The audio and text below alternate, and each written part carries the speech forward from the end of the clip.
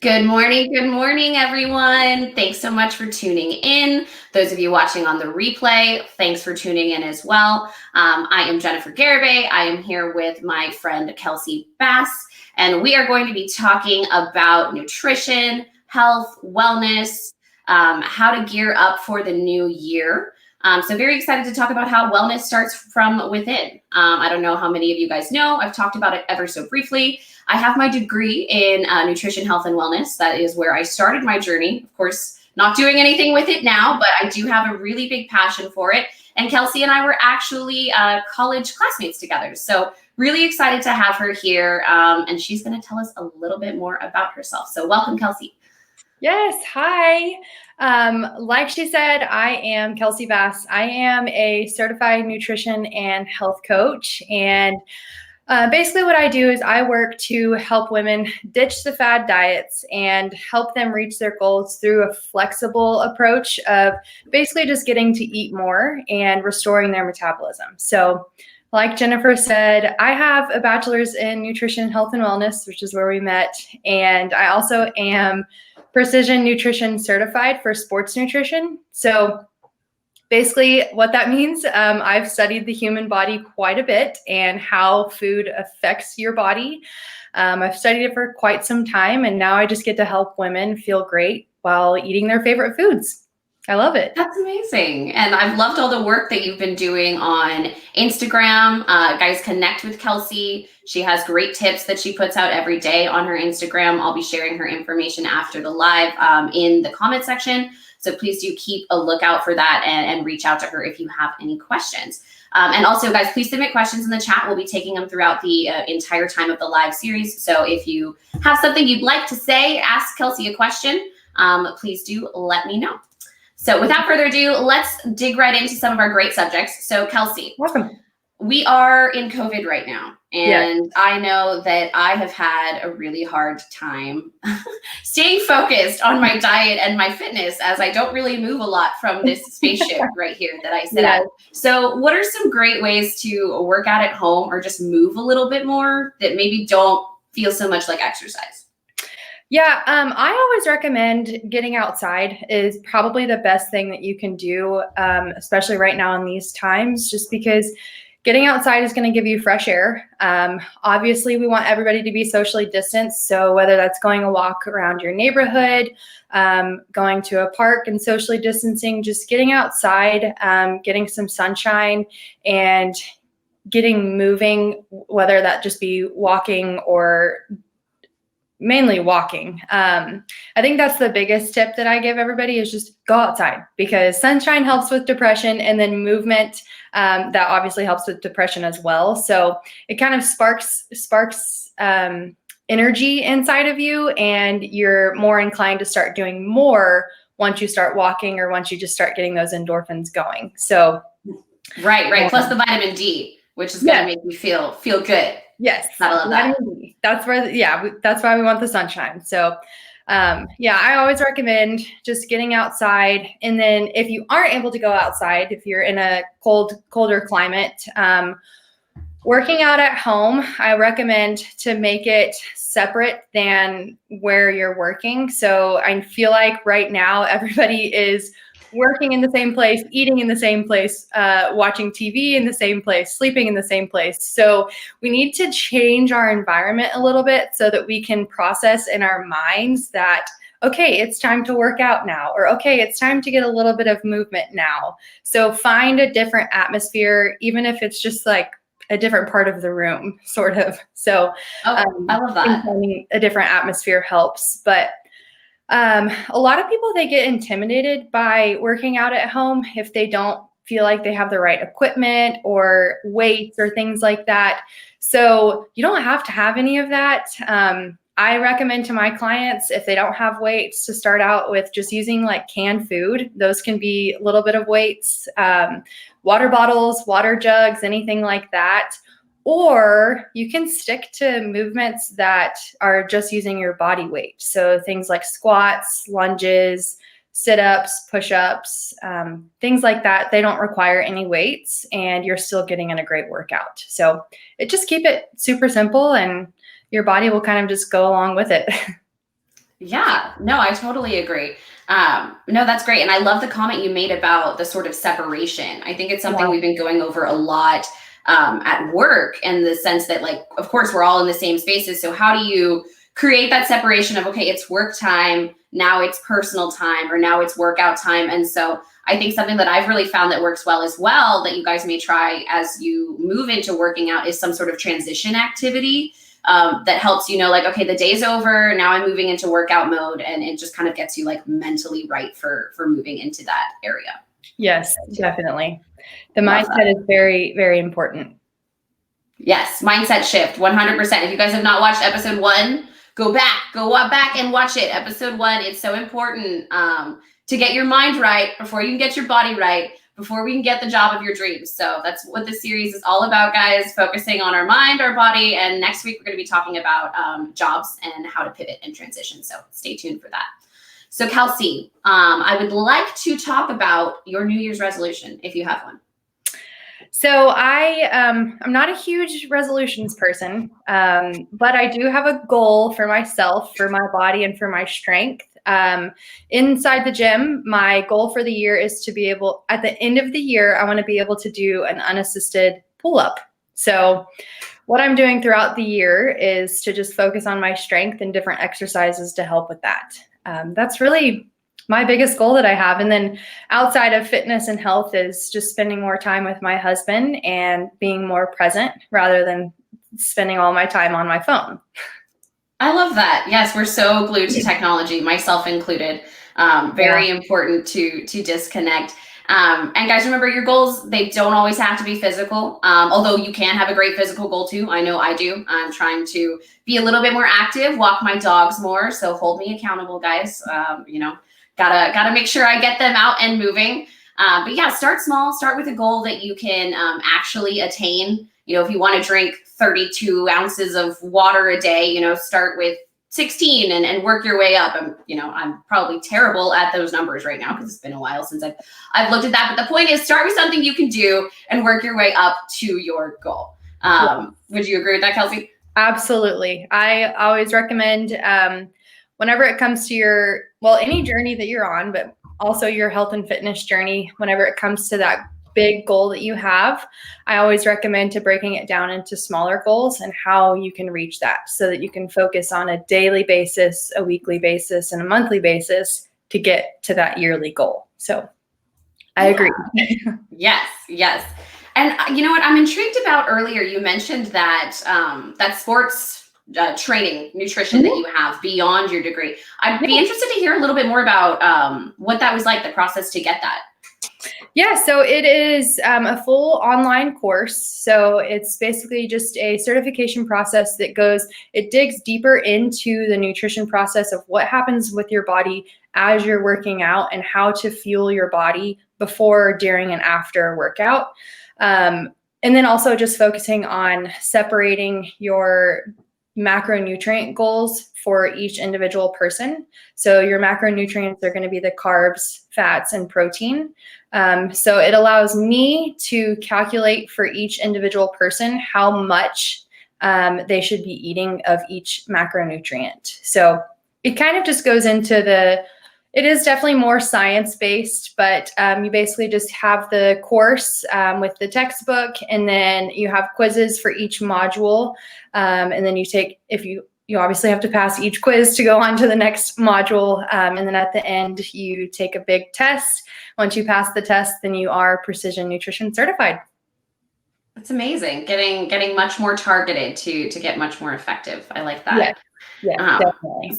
So within your coaching, I know that your target audience, your niche, I'd say, would be helping women. Do you also have male clients as well? Are you focusing solely on women? And that's fine if you are. I mean, girl power. But I would love to ask a little bit more about why and how you got into your niche and that sort of stuff. My niche definitely is helping women, more specifically active women that are already familiar with the fitness process. This is my niche because I am an expert in this area. I am a woman, and I have been through everything that my clients have been through. I've been through all of the yo-yo dieting, the crash dieting, the binge eating. I've been through all of the things. So I feel like I can relate really well. And that's what I studied the most, and what catches my eye the most. So I feel like being able to say that I am an expert in that area and helping women, not only with their nutrition aspect, but also with the mindset piece. Hormones come into a play, and I feel like I'm just better suited to help women. So I'm drawn to that. I love that. No, and it's totally okay to have a niche. Within my consulting, Yeah. I'd say I'm more, early career development and helping you to present yourself in a professional manner, rather than more of a deep dive to people who are more seniors. So no, totally, Yeah. totally great to have a niche. And I love that you're focusing on women. That's amazing. Yes. We have a few comments here. So Carl, thanks for tuning in, Carl. Carl is a great friend. Check out Kelsey's page. You'll love to connect with her. And yes, Yassine, it can feel like we are prisoners at home right now. I'm sorry that you're feeling that way, but like Kelsey said, getting outside can help. With some of that depression that you may be feeling. So try to lean into that. And then I actually wanted to read this comment because it's a little bit longer, but information of interest, especially when the death from pancreatic cancer of a 33-year-old compatriot in a senior managerial position, wanting to live her life, had just been known. Today, more than ever, it's necessary to find a balance of power between a professional and personal life. Nutrition plays a major role. Yes, 100%, Celine. I would like to talk about that. Yes, Celine, thank you for broaching our next topic. So Kelsey, do you want to hit on that, work-life balance and how to find it?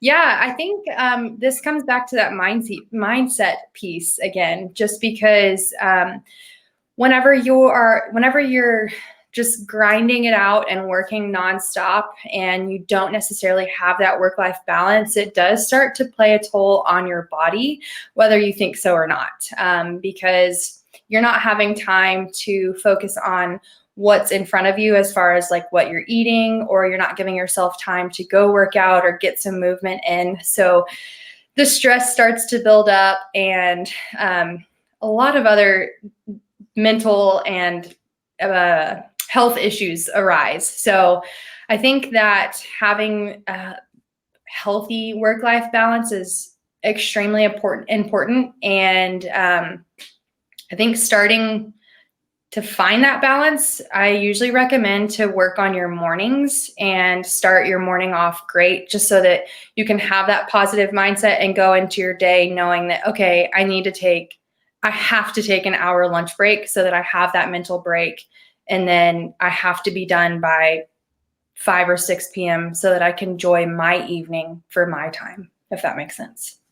No, total sense. And I think I would add on to that because I'm personally a morning person, and I totally agree. Start the day right, whatever that looks like for you. But I would also say honor wherever your energy is, because I know there's certain people who, like, I have a friend who she loves to work out late at night. I don't understand it, but she loves to work out late at night. And I'm like, I think you're crazy. I think you are a crazy person. Yeah. That's the last thing I want to do with my day. Like, if it's going to get done for me, it needs to happen earlier in the day, because I am more focused in the morning. I have more mental precision. So what are your thoughts on that? Like, sort of honoring that energy when it feels best for you? Absolutely. You definitely, know your body best. So nobody else can tell you how people can be an influence on your routine, but whenever you're most productive. So figure out when you are most productive and make that work for your day. So I'm like you. I am very much a morning person. I try to cram everything into my mornings, and then my afternoon I relax a little bit more. But I do also know people that they are more successful and they get more stuff done in the afternoon and evenings. So I think that I absolutely agree with that. Definitely find your routine and what works for you. Yeah. On that note, is there a bad time to work out in your opinion? I feel like there's some studies or some things around that where it's like, if you work out too late at night, like, you're not going to be able to sleep. Do you have any thoughts on that? There are, there's not extensive studies or anything on it, but the only thing that I have heard is the later that you work out, it could affect your sleep. But that usually has a play from if you're taking like a pre-workout supplement, or if you're drinking caffeine right before your workout and you're working out at night, then that's definitely most likely going to affect your sleep. So I think that would really just be the only thing, is the caffeine intake rather than the actual workout itself. Right, right. No, that makes total sense, especially Yeah. if caffeine affects you a lot. I feel like for me, it doesn't Yeah. even do anything anymore. I could like chug a Red Bull before bed and just go And then right just to crash. sleep. Yes, that's how little caffeine does for me. Yeah. That's hilarious.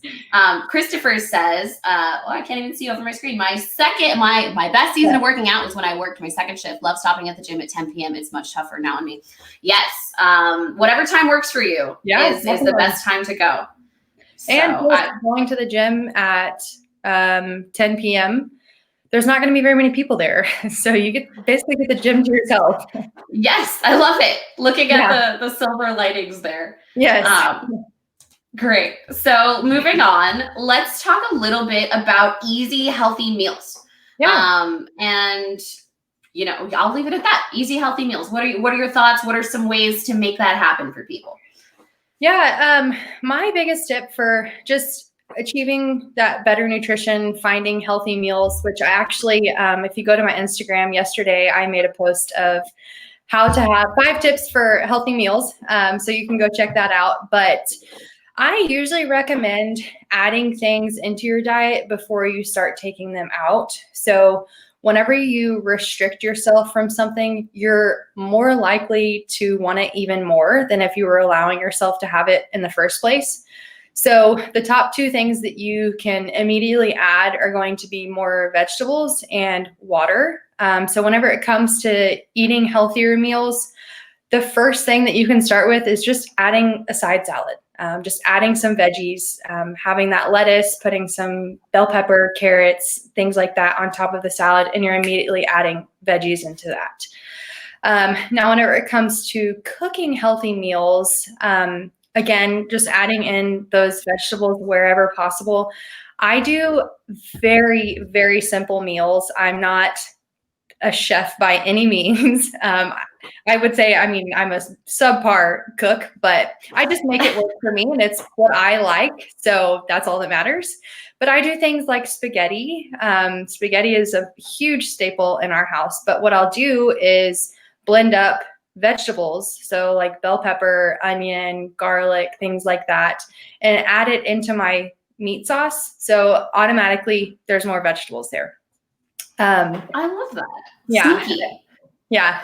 And if you have kids at home, a lot of times the kids don't even know that there's vegetables in there. Like you can put spinach in there, and it's all blended up and mixed in with the sauce. So you can't see it and you can't taste it, but you're getting those vitamins and minerals from the vegetables. So another meal that I like is, I call them sheet pan meals. So basically a baking pan with some kind of protein. So I usually do chicken breast or chicken thighs, and I will add that on a pan with sweet potatoes diced up, or regular potatoes, and then some kind of vegetable. So broccoli, carrots, whatever vegetable I have in the fridge, and I throw it all on a pan, drizzle it with some olive oil, put some salt and pepper, garlic on it, stick it in the oven, and it's ready in like 30 minutes, all on one pan. So that's super easy.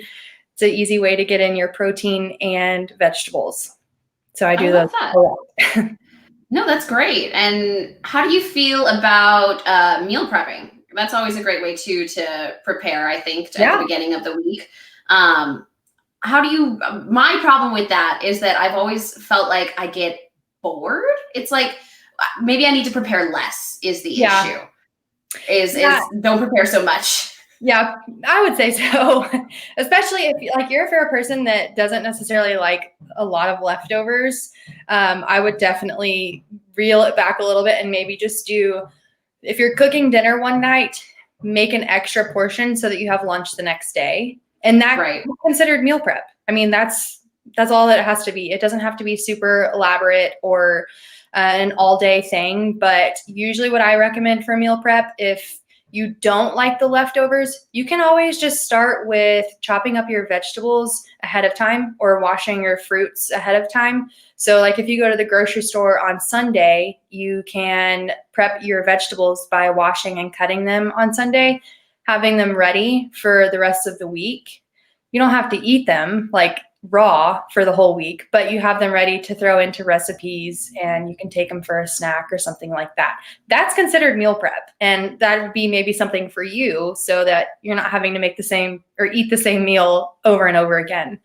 But I love the idea of meal prepping because your food is there and available for you so that whenever you do get hungry, you're not tempted to run to the drive-thru and pick up something that could be a lot less healthy. Yes, so having, yes. having food available is very convenient, I would say. No, I think those are all great tips. Thanks so Yeah. much. Christopher says we blend carrots in our spaghetti sauce. Been doing it for years. Kids never knew. Yeah. Yeah. No, that's a great trick. I'm definitely going to start doing that. So simple, but so easy. Yep. And then Dave says, one thing I was always a touchy subject with my clients when I had a gym was nutrition. Politics, religion, and nutrition were the big three I tried to avoid talking about. Great that you're focusing on coaching and something that could be a very personal subject. Yes, yeah. I agree. People can be very touchy about what they eat. Yeah, definitely. It is. Yeah. Is it difficult with your clients sometimes? It's, I wouldn't say it's difficult just because, I mean, I'm used to it now, I guess, but it can be a touchy subject whenever you do, well, going back to, I do work on the mindset piece a lot. So when you dig deep down into somebody's why as to why they want to lose weight, why they want to be healthy and things like that, you have to get very personal. And some people, they open right up, and some people, they don't really want to talk to you about it. And then there's also the people that have so many different preferences and they're picky eaters or they don't like any vegetables or anything like that. So having to work around that is also a challenge, but I enjoy a challenge. So no complaints over here. But I love it. It can definitely be a personal thing. Oh, I know. I would put you through the ringer if I was your client. I'm so bad. I hate vegetables. Like there's a few I do like broccoli, carrots, asparagus, cucumbers.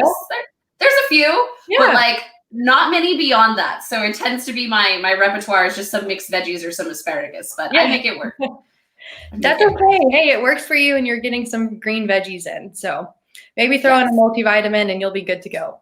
Yes, I do take my multivitamin because I know I'm not getting enough B vitamins for sure. For sure. Good. Now I want to talk about I feel like we talked about it a little bit earlier too, but any particular exercises you like, for doing from home or anything we can do, I guess maybe to stay more limber. I know lately I've been trying to stretch a little bit more because I used to be able to do the splits and I can't do the splits anymore. And I was like, I am not as flexible as I used to be. So yeah, any exercises you really like or anything to improve flexibility?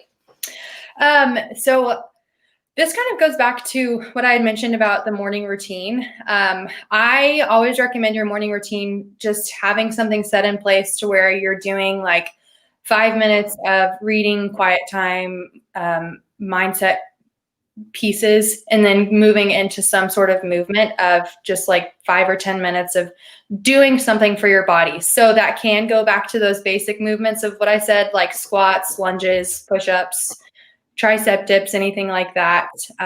Just 5 or 10 minutes of that, or stretching, because stretching still gets your body moving and gets everything waking up. And again, this doesn't have to be in the morning, but stretching.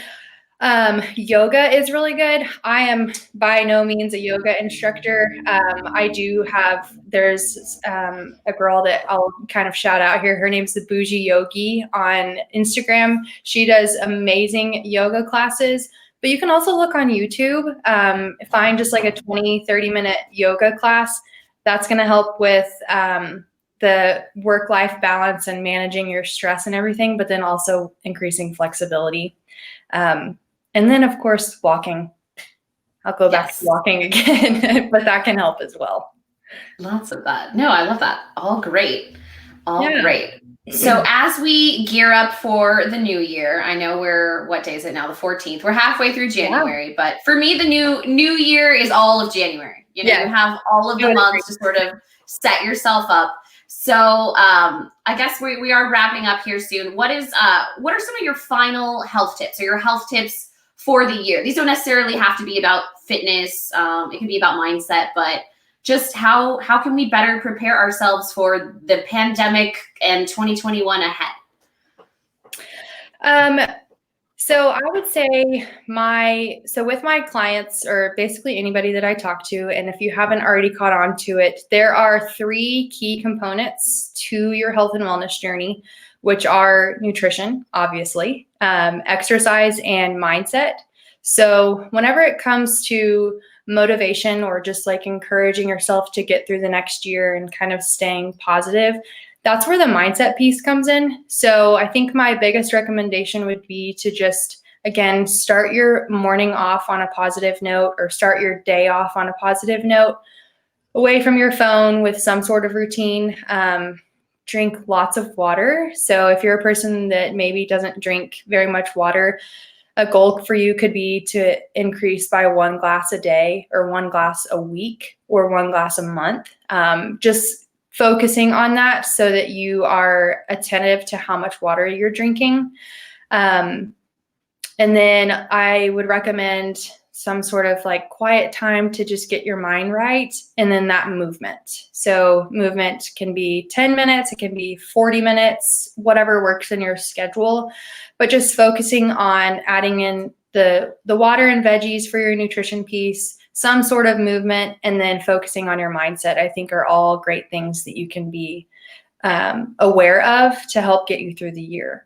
I also think that having an accountability partner is Yes. extremely important. Yeah.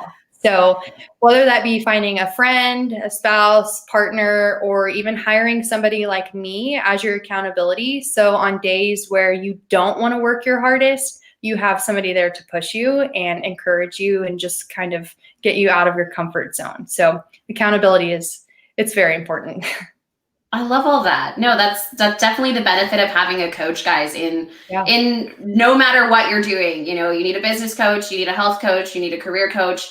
There's people out there who they have tips and tricks. They've been through this. They're going to be able to help you. So if you're interested in getting more fit, learning more about nutrition, reach out to Kelsey. Kelsey, let them know where they can find you.